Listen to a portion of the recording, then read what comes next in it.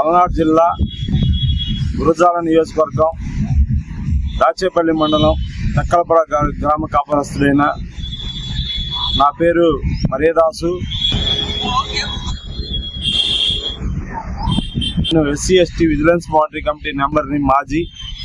అదేవిధంగా దళిత సంఘాలతో పనిచేస్తూ మాకు పూర్వం నుంచి ఉన్న 2 ఎకరాల భూమి చిట్టునాడు ఫ్యాక్టరీ యాజమాన్యం గత 4 నెలల క్రితం నా కూతురు మ్యారేజ్ విషయంలో మ్యారేజ్ పెట్టుకోవడం సందర్భంలో మేము ఫ్యాక్టరీ యాజమాన్యాన్ని సంప్రదించి అవకాశం ఉంటే మా పొలం తీసుకోవడానికి అండగా ఫ్యాక్టరీ యాజమాన్యం ఇప్పుడున్న హెచ్ఆర్ డిపార్ట్మెంట్ రాజు ఎన్నోసార్లు ఫ్యాక్టరీ దగ్గర పిలిపించి మీ ఫ్యాక్టరీలో మేము అన్ని విధాలుగా మ్యారేజ్ విషయంలో కానీ అదేవిధంగా పొలం విషయంలో కూడా మీకు సాయం చేపించి మిమ్మల్ని అన్ని విధాలుగా ఆదుకుంటామని చెప్పేసి పిలిపిస్తూ మమ్మల్ని అన్ని విధాలుగా ఇబ్బంది పెట్టినా అయితే స్థానిక శాసనసభ్యులు ఎర్రనేని శ్రీనివాసరావు గారి దృష్టికి తీసుకురావడం జరిగింది. అదేవిధంగా దళిత సంఘ నాయకులు అదేవిధంగా మా అందరి ప్రియతమ నేత పెద్ద ఆయన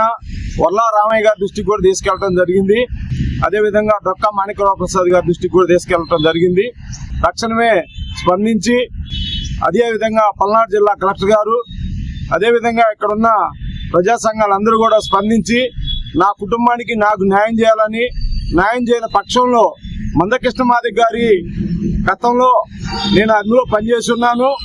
గత కృష్ణమాది గారి దగ్గర కూడా ఈ సమస్యని ఆయన దృష్టికి తీసుకెళ్లి అవసరమైతే ఫ్యాక్టరీ యాజమాన్యం మీద ఏదైతే ఉందో మాకు హక్కు ఆ హక్కుని కాపాడుకునేందుకు ఆ ఊరికి సంబంధించిన వ్యక్తిని కాబట్టి ఆ గ్రామానికి సంబంధించిన అన్ని విధాలు కూడా ఎస్సీ ఎస్టీ సమస్యలు కూడా వాళ్ళ దృష్టికి తీసుకుపోగా ఇంతవరకు కూడా ఒక్క పని కూడా చేయలేదు.